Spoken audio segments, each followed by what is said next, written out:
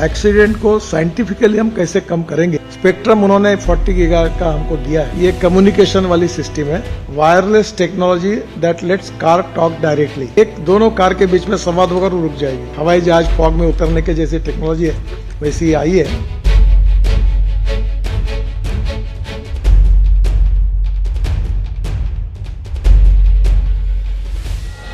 सड़कों पर चल रही अब गाड़ियां टकराने से पहले खुद एक दूसरे को अलर्ट कर देंगे। जी हां, केंद्रीय सड़क परिवहन और राजमार्ग मंत्री नितिन गडकरी ने घोषणा की है कि सरकार साल 2026 के अंत तक देश में vehicle to vehicle V2V communication technology को अनिवार्य करने की प्लानिंग कर रही है।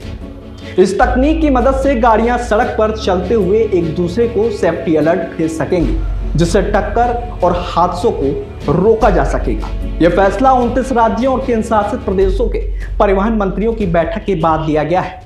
दरअसल सरकार का टारगेट 2030 तक सड़क दुर्घटनाओं में होने वाली मौतों को 50% तक कम करना है। केंद्रीय मंत्री नितिन गडकरी ने इस सिस्टम को समझाते हुए बताया कि इसके लागू होने के बाद गाड़ियां आपस में वैसे ही बात कर सकेंगी जैसे आसमान में पायलट करते हैं।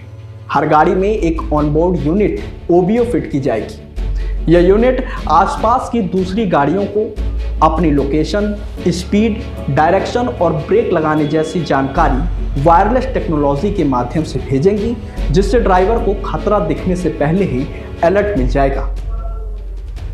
वहीं V2V टेक्नोलॉजी उन हालात में सबसे ज्यादा कारगर होगी जहां कैमरा या रडार काम नहीं कर पाते, जैसे कोहरा और धुंध में विजिबिलिटी कम होने पर पीछे वाली गाड़ी को पता चल जाएगा कि आगे वाली गाड़ी ने अचानक से ब्रेक लगाए हैं। ब्लाइंड स्पॉट, अंधे मोड़ या इंटरसेक्शन पर सामने से आ रही गाड़ी का सिग्नल पहले से ही गाड़ी को मिल जाएगा। जिसके अलावा अगर सड़क पर आगे कोई गाड़ी खराब खड़ी है तो दूर से ही ड्राइवर को उसका अलर्ट मिल जाएगा।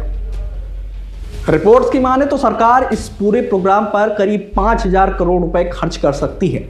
हालांकि गाड़ियों में लगने वाली ऑनबोर्ड यूनिट OBU की कीमत करीब 5,000 से 7,000 रुपए के बीच होने का अनुमान है। शुरुआत में इसे नई कारों, बसों और ट्रकों के लिए अनिवार्य किया जा सकता है। बाद में पुरानी गाड़ियों में भी इसे अलग से लगवाने के नियम आ सकते हैं। वहीं जानकारों का मानना है कि इससे गाड़ियों की कीमतें भी बढ़ सकती हैं। बताते चले कि V2V सिस्टम को चलाने के लिए एक खास फ्रीक्वेंसी की जरूरत होती है। केंद्रीय मंत्री गडकरी ने बताया कि दूरसंचार विभाग DOT के साथ एक ज्वाइंट टास्क फोर्स बनाई गई है।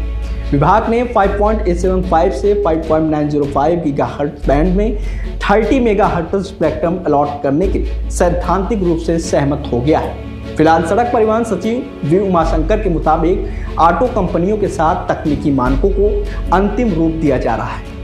बात करें V2V सिस्टम लागू करने में आई चुनौती की, तो सरकार ने भले ही 2026 की समय सीमा तय की हो, लेकिन यह लक्ष्य काफी चुनौतीपूर्ण है। पहली वजह है ग्लोबल स्टेटस। अमेरिका, यूरोप और जापान जैसे देशों ने सालों पहले इसके लिए स्पेक्ट्रम दे दिया था, लेकिन वहां भी यह अभी पूरी तरह लागू नहीं हो पाया। दूसरी गाड़ियों का निर्माण कंपनियों की तैयारियां।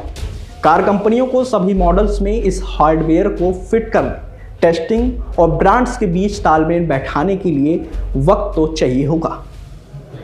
एक्सीडेंट को साइंटिफिकली हम कैसे कम करेंगे, इसका हम प्रयास कर रहे हैं।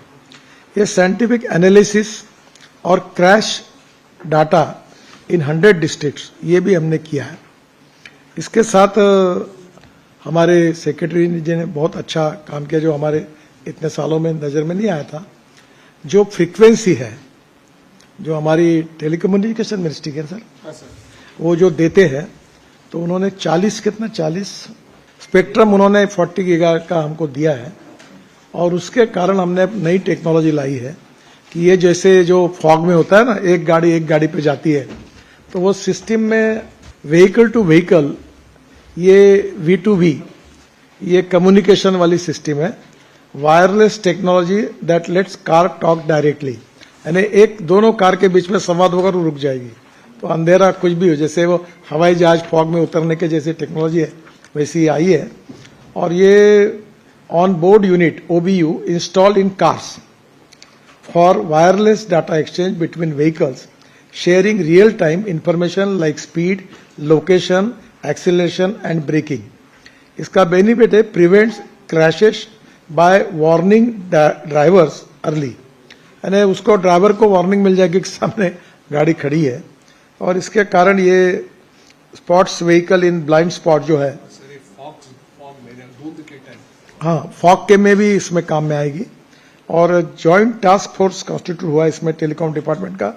DOT has agreed in principle for use of 30 AMH that is 5.875 to 5.905 GHz for V2V purpose.